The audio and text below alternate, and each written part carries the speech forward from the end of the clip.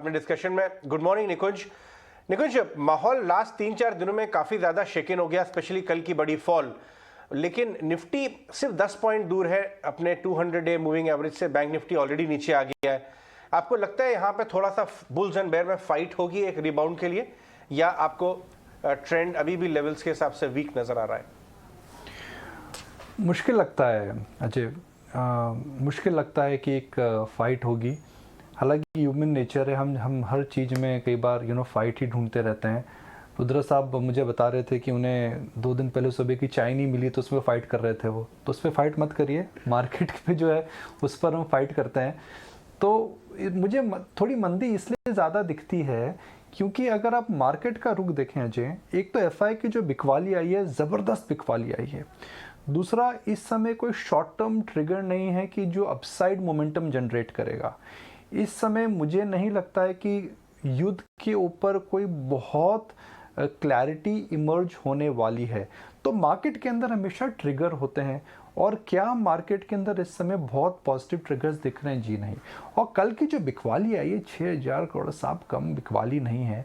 HDFC limited, Infosys, HDFC bank, बड़े बड़े share जो एफआई इन्वेस्टर्स सालों सालों रखते हैं, उन्होंने कल आकर के उनमें ज़बरदस्त बिकवाली करी है। तो एक कॉन्फिडेंस तो थोड़ा शेकआउट ज़रूर हुआ है। और आईटी के अंदर जो लीडरशिप थी वो ख़त्म हो रही है। बैंक्स, जैसा आपने बताया कि 200 DMA के आसपास निफ्टी आ चुका है। तो for markets to come back, what is the trigger? और एफआई की जो बिकवाली हुई है जी 2 या 3 दिन की हुई है। तो मुझे लगता है कि मार्केट में संभल के रहना चाहिए। मेरा ये व्यू काफ़ी समय से है that first half of April will be different from second half of April, और मुझे लग रहा है वही हो रहा है। थोड़ा एक बात ये भी बाजार में चर्चा हो रही है, मैं आपका व्यू भी चाहूंगा कि HDFC बैंक में जिस हिसाब से नैरेटिव बिल्ड हो रहा था कि 2 साल का अंडर परफॉर्मेंस शायद रिवर्स हो रहा है, उनके टेक्निकल इश्यूज सारे अब खत्म हो गए हैं, बहुत अग्रेसिवली मार्केट शेयर गेन करने की कमेंट्री आई, और 1350 वाला HDFC बैंक 1650 का पीक मारा मर्जर की न्यूज पे। बट जिस हिसाब से वो ब्रेकडाउन किया, वो पूरा 2 साल, वो जो नैरेटिव है पूरा शेक इन हो गया वापस। आपको लगता है कि वापस फेथ आने में रिटेल इन्वेस्टर्स का, ट्रेडर्स का, उसको समय लगेगा इस बैंक के अंदर? ये पूरा ड्रैग बना रहेगा बैंकिंग इंडेक्स पे? तो अजय, अगर आप एक 3 साल का व्यू लेना चाहते हैं तो मैं अभी भी बोलूँगा keep the faith my friend. HDFC bank जैसी फ्रेंचाइज में फेथ हमेशा रखना चाहिए। फेथ सबसे इम्पोर्टेंट है, आपको उस भावना से HDFC बैंक को रखना चाहिए। मगर आप 12 से 18 महीने की बात करें तो मेरा यह मानना है कि HDFC बैंक में ट्रेड इतना शायद देखिए, शेयर इतना गिरा है तो एक प्रकार का वो 1350 हो या फिर 1325 हो, एक 100-150 रुपये का बाउंस ज़रूर आना बना है। मगर आप 12 से 18 महीने का व्यू आप देखें तो आपको पता है मर्जर होने वाला है। आपको पता है मर्जर के बाद HDFC बैंक का जो रिटर्न रेशियो है थोड़ा कॉम्प्रोमाइज़ होगा। कई फंड्स जिनके पास HDFC बैंक और HDFC लिमिटेड है, शायद वह भी शेयर बेचें, वो पोर्टफोलियो में रिपोजिशन करेंगे। तो 12 से 18 महीने ट्रांजिशन को लेकर के थोड़ा इसमें चैलेंज बना रहेगा, जिसकी वजह से थोड़ा स्टॉक के अंदर हम एक वॉलेटाइल मूव देख सकते हैं। अगर आप बैंकिंग सेक्टर की तेज़ी खेलना चाहते हैं तो इस समय एक्सिस और ICICI बैंक बेटर लग रहे हैं। ICICI बैंक कमाल का रिकवरी हुई है, कमाल का टर्न अराउंड हुआ है, और उनकी सारी subsidiaries are firing full cylinders. Axis Bank aggressive हो चुका है, इंश्योरेंस आ चुका है, उसके अंदर हम देख रहे हैं कि अब सिटी बैंक का क्रेडिट कार्ड बिजनेस और वेल्थ मैनेजमेंट बिजनेस भी आ चुका है, तो वह भी सस्ता है। और केवल प्योर बैंक अगर आपको देखना तो इंडसइंड बैंक भी मुझे लगता है कि आउट परफॉर्म करेगा।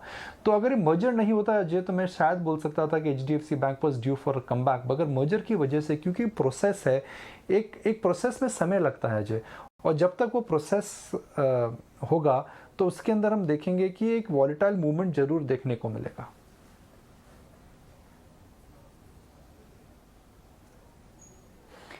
ऑलराइट, मॉर्निंग निकुंज। तो ऐसे में आप बैंक्स पर तो आप आउट परफॉर्मेंस की बात कर रहे हैं, और कौन से स्पेसेस या सेक्टर होने चाहिए, या फिर आज ट्रेड कैसे स्ट्रैटेजी बनानी चाहिए? क्या आपको लगता है कि IT पैक इतने बीटन डाउन होने के बाद शायद कोई बाउंस बैक दिखा सकता है, या फिर उसे अभी दूर रहें? कौन से और सेक्टर्स हैं जिन पर नजर रख सकते हैं? कोई स्टॉक स्पेसिफिक आपकी रिकमेंडेशन हो? मिड कैप IT के P मल्टीपल्स देखते हैं, और आप आश्चर्यचकित हो जाएंगे अगर आप मिड कैप IT के P मल्टीपल देखेंगे तो TCS mid cap IT stocks के सामने डिस्काउंट पर ट्रेड कर रहा है। देखिए जी, mid cap IT should trade at a discount to large cap IT, because mid cap IT companies में मार्जिन प्रेशर आ रहा है और ग्रोथ भी अब बेस की वजह से कॉम्प्रोमाइज्ड होगी। मगर यहाँ पर तो जी गंगा उल्टी बह रही है।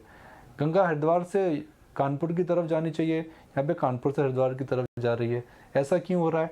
Because mid cap IT stocks के अंदर जब सेक्टर में टर्न अराउंड हुआ था तो इन कंपनीज में ग्रोथ अच्छी आई थी, तो मार्केट से इनकी पी मल्टीपल्स ऊपर करती है। तो मुझे लगता है that mid cap IT stocks के अंदर जो पी मल्टीपल प्रीमियम पर ट्रेड कर रहा है वह नीचे आना चाहिए। दूसरा, हम बिना मास्क के बैठे हैं स्टूडियो में, मगर बाहर कई सरकारों ने मास्क को कंपलसरी कर दिया है। उत्तर प्रदेश, हरियाणा गवर्नमेंट, हो सकता है दिल्ली के अंदर जो मास्क का मैंडेट था वो भी हट जाए।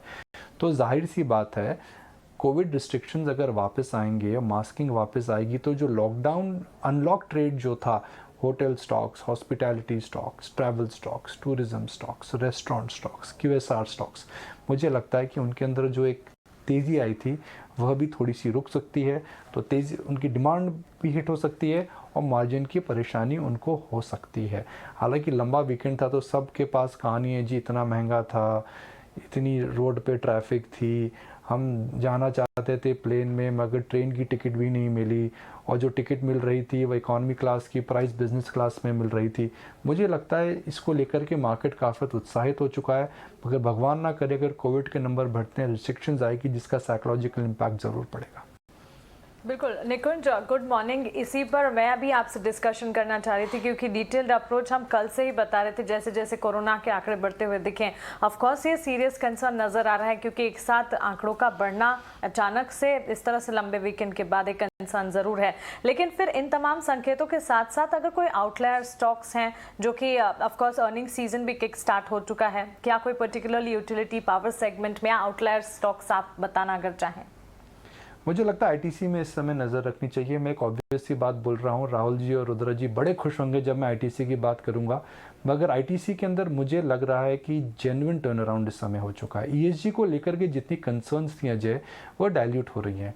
अगर ईएसजी को लेकर के कंसर्न्स नहीं डाइल्यूट होती तो पावर स्टॉक्स कभी ऊपर नहीं जाते, बिकॉज एनटीपीसी, टाटा पावर जैसी कंपनियां वापस आ रही हैं, तो ईएसजी को लेकर के कंसर्न्स इस समय मुझे लगता है डाइल्यूट हो रही है। और आईटीसी के अंदर अजय, हम एफआई की बिकवाली की बात कर रहे हैं। जो मार्च का जो डेटा आया था, शायद थर्सडे को आया था या फिर फ्राइडे को, वेंसडे को आया था, जिसको मैं देख रहा था, एफआई ने तो आईटीसी में अपनी ओनरशिप बढ़ाई है। तो एक रेयर स्टॉक है अजय, जिसके अंदर एक समय जहाँ एफआई दूसरे शेयर बेच रहे थे, आईटीसी में उन्होंने अपनी ओनरशिप बढ़ा ली है। तो एफआई की सेलिंग को लेकर के मुझे नहीं लगता है कि आईटीसी में थोड़ा आईटीसी में इस समय चिंता की बात है। तो आईटीसी में इस समय ज़रूर नज़र रखिए। जो एक टेक्निकल इसके अंदर फैक्टर था एफआई की सेलिंग, वह ख़त्म हो चुकी है और एफआई की बाइंग इस समय दिख रही है। आपने सही कहा, 200 बेसिस पॉइंट उन्होंने अपना शेयर बढ़ाया है और रिटेल इन्वेस्टर्स, कुछ 1.25 लाख रिटेल इन्वेस्टर्स एग्जिट करें उस काउंटर को। और अगर है ना जी अजय, वही मैं बोल रहा था, आईटीसी के अंदर अगर आप 3 महीने पहले, 6 महीने पहले पूछे जी कौन बेच रहा था, एफआई बेच रहा था, कौन ले रहा था, रिटेल ले रहा था। अब क्या हो रहा है जी, रिटेल बेच रहा है, एफआई ले रहा है। रिटेल परेशान होकर के बेच रहा है और एफआई उसी को अपॉर्चुनिटी बन के ले रहा है। जी हाँ, आपने सही बोला। और of course global cigarette stocks all time high पे, होटल बिजनेस, पेपर बिजनेस, सब उनका बढ़िया कर रहा है। ये आपने सही कही बात, इस स्टॉक के ऊपर बिल्कुल नजर रखनी चाहिए और मोमेंटम भी अच्छा है। धन्यवाद निकुंज अपने व्यूज शेयर करने के लिए। आगे